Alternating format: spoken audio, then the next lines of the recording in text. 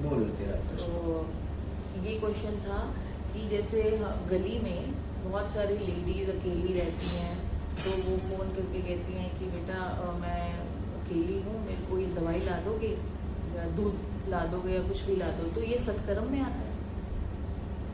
हाँ, अगर अब आप ला किस ले रहे हो, क्या उसके बदले कुछ उससे ले रहे हो, वो आपको देखना है।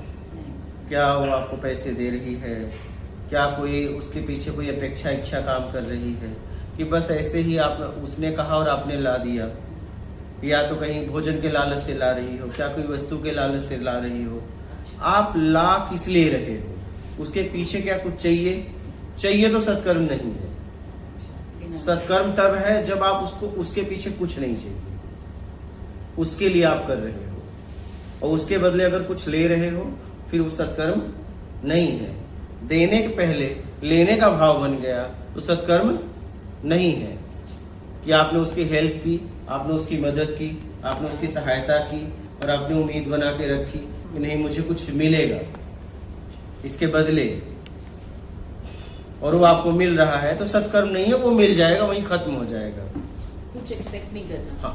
हाँ एकदम उसे जरूरत थी, आपने उसकी हेल्प कर दी, बात हो गई खत्म। ये सत्कर्म है। और आपने कोई उम्मीद में आपने की है तो वो सत्कर्म नहीं हुआ।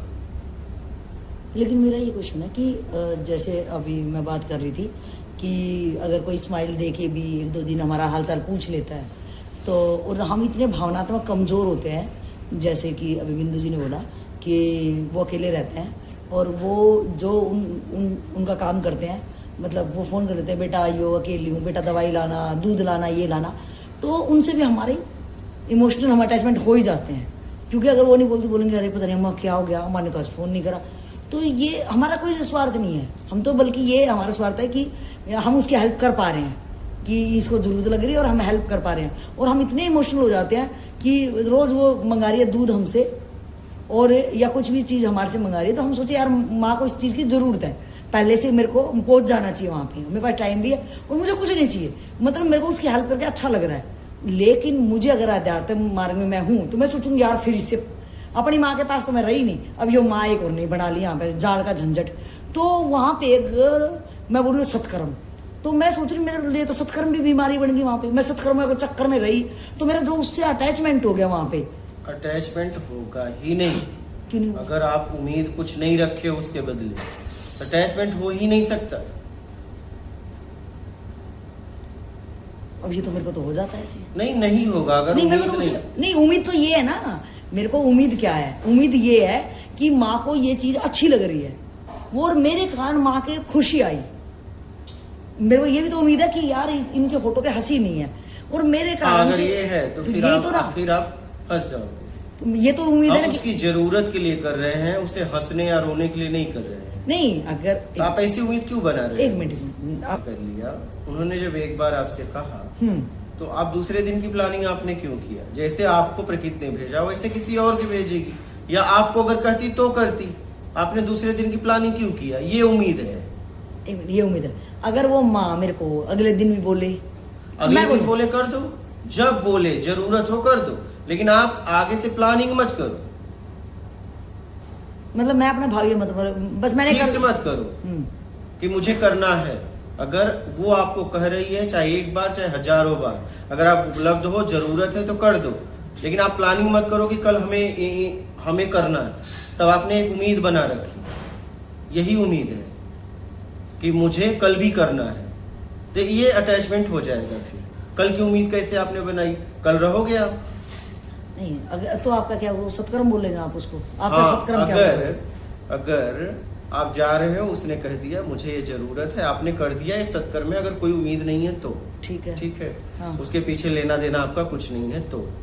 और अगर आपने फिर प्लानिंग से कहा नहीं कि इनके पास कोई नहीं है, दूसरे दिन आप जाके खुद कर रहे हो, अब अटैचमेंट की शुरुआत हो गई। ओ तो यहाँ पे ही प्राकृतिक करो, आप प्लानिंग मत करो। वो चीज मेरे को समझ में आई। लेकिन अगर अब मैंने उसका कर दिया एक दिन के लिए, अब वो अम्मा बोल रही है कि बेटा कहाँ रहते हो, वो ये करने लगी, और मैं इतनी विहल हो गई उसके दुख में कि यार इनके पास तो कोई भी नहीं है, और चलो मैंने अपना एक अध्यात्म का मैं ये समझ गई कि मुझे फंसना नहीं है। ये मुझे लाइन समझ में आ गई कि मैं कैसे फंसती हूँ, भावनात्मक में मैं कैसे फंसती हूँ। तो मुझे लगा कि भाई एक दिन जिस बंदे ने जितना सा काम मेरे से मांगा है, जितनी हेल्प की उसको आवश्यकता थी, उसने मुझे बोल के बोला और मैंने सिर्फ उतना ही किया, उससे कोई उम्मीद नहीं रखी, उतना काम करके बस गुड बाय। और दिमाग में मत रखो कि ये कल भी मैं अपने आप में फंसूंगी कि ये मुझे बुलाए, तो फिर आप ठीक है। तो उसने मुझे वो बुलाए, अगर वो मेरे को बुलाती है, मैंने दिमाग में मतलब वो चैप्टर वहीं क्लोज कर दिया। अगर वो मुझे बुलाती है अगले दिन भी, तो आपका कहना कि अगले दिन भी उतना ही करो और उसके बाद जितना जरूरत, बस जितनी जरूरत है। अगर वो कहते हैं बेटा थोड़ी देर मेरे पास बैठ जाओ, उससे कह दो कि देखो हम आपको ये भी बताते हैं कि हमारा कुछ अता पता नहीं है, हम अपने आप को समझने निकले हैं, हम अभी तो कर दे रहे हैं, बाद में कर पाएंगे नहीं कर पाएंगे मुझे नहीं पता है, आप मुझ पे निर्भर ना हो जाना, आप मुझ पे निर्भर मत हो जाना। अगर वो कहे बेटा तू रोज आ जाकर, नहीं हम नहीं आ पाएंगे।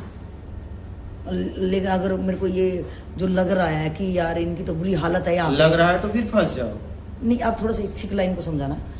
मैंने ऐसे हालात देखी और मेरे को एक दिन चलो उन्होंने बुला लिया कि उनकी दवाइयाँ पानियाँ जो लानी थी मैंने ला के दी उनको, और उनकी बड़ी खस्ता हालत है, अंदर जाके मैंने देखा। तो अब मुझे लग रहा कि नहीं, कि इनके पास मुझे जो समझ में लगी, मैं इतनी भावनात्मक उस चीज़ को ले गई बहुत आगे तक कि मैं चाह के भी हट नहीं पा रही। और मैं बोलूँगी नहीं यार, अब मेरे घर में तो वो चल जाएगा मेरे बिना, और मैं नहीं, इनकी सेवा मैं करती हूँ कि अनाथ आश्रम अगर कहीं चले तो किसी की तो भावना तक मैं ऐसी रहेगी कि मैं ऐसी कोई जगह दूंगा जहाँ मैं अपनों का प्यार दे पाऊँ। तो अगर मैं उनके पास ही रुक जाती हूँ, मेरे को तो कुछ नहीं चाहिए, और मैं उनकी सेवा सिर्फ निस्वार्थ कर पा रही हूँ वहाँ पे। और आप कह रहे हो कि सिर्फ उतना तो करो, मतलब एक कड़वी जो बात एकदम जो बात रिलेट कर पा रहे होंगे कि मैं चाह रही हूँ कि मैं देख भी पा रही हूँ। आप कहते हो कि जरूरतमंद की सेवा करो, मैंने आपकी ये लाइन पढ़ ली, जरूरतमंद की सेवा, और मुझे लग रहा है इनको जरूरत है एक बंदे की यहाँ पे, और मुझे ये भी लग रहा है कि मेरी वहाँ पे कोई जरूरत नहीं है कि ये टाइम मैं यहाँ पे दे सकती हूँ। तो इतनी बारीक लाइन में मैं अपने आप को कि मैं उनमें फंसूं भी ना, ये मेरे लिए बड़ा द्वंद्वात्मक और बहुत थिक लाइन का हुआ कि एक लाइन तो मेरे लिए अध्यात्म में जाने की है, और एक मेरे को भावनात्मक कि ये इतनी कमजोरी है कि मैं बोलूँगी यार इतनी कमजोर, इतनी ज़्यादा इनकी हालत खस्ता है, मेरे करने से क्या ही हो रहा है। जरूरत में करो, एक को ना पकड़ो। एक को ना पकड़े मतलब ऐसे जैसे आपने उसे कहा कि नहीं इसको, ऐसे बहुत लोग पड़े, आप सिर्फ चलते रहो। अगर आपको कोई मिल जाता है जरूरतमंद, जिस लायक आप हो, जितना आपका योग्यता है वो कर दो बस, लेकिन आप एक को पकड़ के मत बैठ जाओ। तो अगर वो बंदे बीमार हैं और वो मैं उनकी सेवा कर पा रही हूँ, एक दिन के लिए कर दिया, अगले दिन मैं सोचूं भाई मेरे को तो फंसना नहीं है, मैं निकल जाऊं। फंसना नहीं, मेरी जिम्मेदारी ही नहीं है। मेरी जिम्मेदारी है क्या? कानूनन संविधान से वो जिसके हैं वो करे ना सेवा। अगर उनका कोई ना हो तो हम क्या करें? कानून है, गवर्नमेंट है, वहां जाए, अनाथ आश्रम है वहां चली जाए। हम अपना उद्धार करने निकले हैं कि हम ये ढोने निकले? एक दिन हम कर दे, बहुत करेंगे, चलो हम आपको वृद्धाश्रम छोड़ देते हैं, भाई आप कानून है, प्रशासन है, वहां जाओ, या प्रॉपर्टी इतनी है तो बेच बाच के एक नौकर रख लो। सीधी सी बात है। मतलब हमें पकड़ना नहीं है उसको कि बस हम अपने लक्ष्य तक पहुंचेंगे। रास्ते में अगर कुछ मिल रहा है, कोई भी मिल रहा है, अगर मैं जिस लायक हूँ तो उसे मैं सहायता करते हुए आगे बढ़ जाऊंगी। अब मुझे अटकना नहीं है, मुझे एक में रुकना नहीं है। क्योंकि मेरा मेन उद्देश्य फिर मैं भूल जाता हूँ क्या। मेरे को अपना मेन उद्देश्य पे ज्यादा ख्याल रखना है कि मेरे को अध्यात्म में चलना है।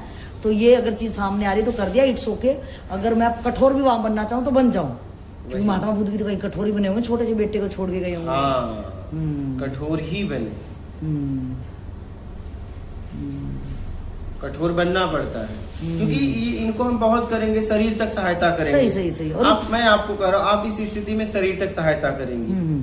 आप अगर आपको कोई सहायता ही करना है तो आत्मिक कल्याण की सहायता करो ना। जन्म जन्म का दुख उसका मिटा दो। क्या बात है, सही। अगर आपके रुकने से उसका जन्म जन्म का उसे आत्मज्ञान हो जाए, आत्म का बोध हो जाए, आत्म दर्शन हो जाए, तब तो बात अलग है, तब तो रुकने का मतलब है। ये सिर्फ शरीर की सेवा के लिए आप रुक रहे हो। आप उसके पहले नहीं कर रहे थे तो नहीं हुआ क्या? सही। और ऐसे तो कितने लोग हैं, ऐसे तो कितने ज्यादा लोग हैं जो मुझे पता भी है, कितने लोग मतलब दुखिया थे, और कितनों की हालत खस्ता है। हाँ।